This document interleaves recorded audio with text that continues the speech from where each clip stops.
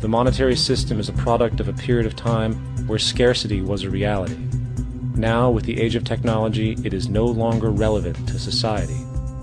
Gone with the aberrant behavior it manifests. Likewise, dominant worldviews, such as theistic religion, operate with the same social irrelevancy. Islam, Christianity, Judaism, Hinduism, and all of the others exist as barriers to personal and social growth, for each group perpetuates a closed worldview, and this finite understanding that they acknowledge is simply not possible in an emergent universe. Yet, religion has succeeded in shutting down the awareness of this emergence by instilling the psychological distortion of faith upon its followers, where logic and new information is rejected in favor of traditionalized, outdated beliefs. The concept of God is really a method of accounting for the nature of things. In the early days, people didn't know enough about how things formed, how nature worked, so they invented their own little stories. And they made God in their own image. A guy that gets angry. When people don't behave right, he creates floods and earthquakes. And they say it's an act of God. A cursory glance at the suppressed history of religion reveals that even the foundational myths themselves are emergent culminations, developed through influence over time. For example, a cardinal doctrine of the Christian faith is the death and resurrection of Christ. This notion is so important that the Bible itself states, "And if Christ be not risen, then is our preaching vain, and your faith is also vain." Yet it is very difficult to take this account literally, for not only is there no primary source denoting this supernatural event in secular history, awareness of the enormous number of pre-Christian saviors who also died and were resurrected immediately puts the story in mythological territory by association. Early church figures such as Tertullian went to great lengths to break these associations, even claiming that the devil caused the similarities to occur, stating in the 2nd century, "The devil, whose business is to pervert the truth, mimics the exact circumstance of the divine sacraments. He baptizes his believers and promises forgiveness of sins. He celebrates the oblation of bread and brings in the symbol of the resurrection. Let us therefore acknowledge the craftiness of the devil, who copied certain things of those that be divine." What is truly sad, however, is that when we cease the idea that the stories from Christianity, Judaism, Islam, and all the others are literal history, and accept them for what they really are, which are purely allegorical expressions derived from many faiths, we see that all religions share a common thread, and it is this unifying imperative that needs to be recognized and appreciated. Religious belief has caused more fragmentation and conflict than any other ideology.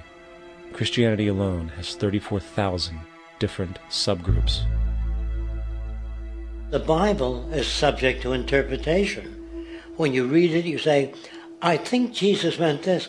I think Job meant that. Oh no, he meant this." So you have the Lutheran, the Seventh-day Adventist, the Catholic, and a church divided is no church at all. And a church divided is no church at all. And this point on division, which is a trademark of all theistic religions, brings us to our second failure of awareness, the false assumption of separation through the rejection of the symbiotic relationship of life. Apart from the understanding that all natural systems are emergent, where all notions of reality will be constantly developed, altered, and even eradicated, we must also understand that all systems are, in fact, invented fragments, merely for the sake of conversation. For there is no such thing as independence in nature. The whole of nature is a unified system of interdependent variables, each a cause and a reaction, existing only as a concentrated whole. You don't see the plug connected to the environment, so it looks like we're free, wandering around.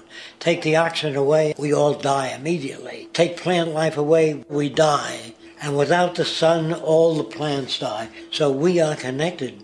We really must take into account the totality. This isn't just a human experience on this planet. This is a total experience. And we know we can't survive without plants and animals. We know we can't survive without the four elements, And so when are we going to really start taking that into account?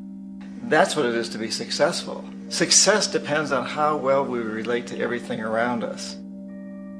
I'm very aware of the fact that my grandson cannot possibly hope to inherit a sustainable, peaceful, stable, socially just world unless every child today growing up in Ethiopia, in Indonesia, in Bolivia, in Palestine, in Israel also has that same expectation. You got to take care of the whole community or you're going to have serious problems.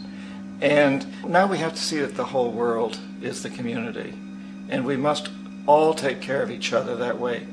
And it's not just a community of human beings. It's a community of plants and animals and elements. And we really need to understand that. That's what's going to bring us joy, too, and pleasure. That's what's missing in our lives right now.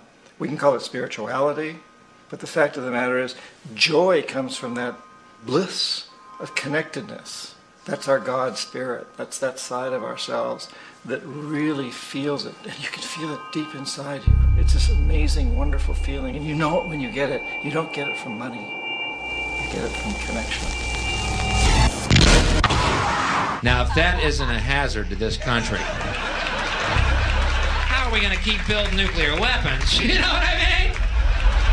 What's going to happen to the arms industry when we realize we're all one? It's going to fuck up the economy. The economy that's fake anyway. The economy that's fake anyway. The economy that's fake anyway. The economy that's fake anyway. The economy that's fake anyway.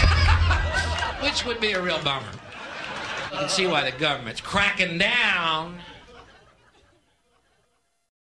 on the idea of experiencing unconditional love.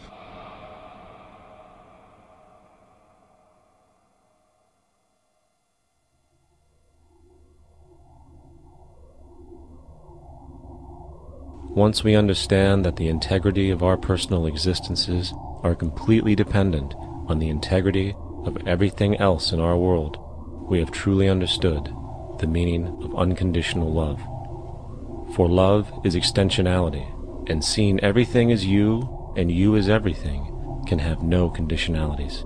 For, in fact, we are all everything at once. If it's true that we're all from the center of a star, every atom in each of us from the center of a star, then we're all the same thing. Even a Coke machine or a cigarette butt in the street in Buffalo is made out of atoms that came from a star. They've all been recycled thousands of times, as have you and I. And therefore, it's only me out there. So what is there to be afraid of? What is there that needs solace-seeking? Nothing. There's nothing to be afraid of because it's all us. The trouble is we have been separated by being born and given a name and an identity and being individuated. We've been separated from the oneness, and that's what religion exploits, that people have this yearning to be part of the overall one again. So they exploit that. They call it God. They say he has rules. And I think it's cruel. I think you can do it absent religion.